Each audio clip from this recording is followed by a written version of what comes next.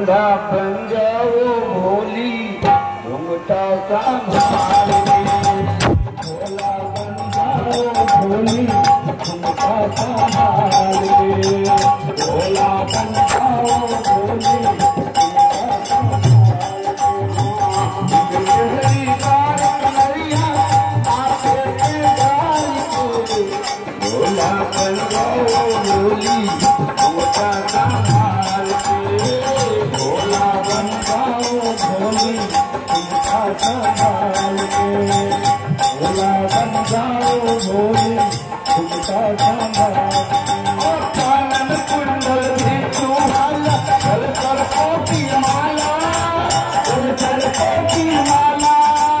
कानन कुंडल भी तुम्हारा चल कर कोटी माला, चल कर कोटी माला, कहाँ छुपाते रखोगे कहरिया नाचे काला, कहाँ छुपाते रखोगे कहरिया नाचे काला,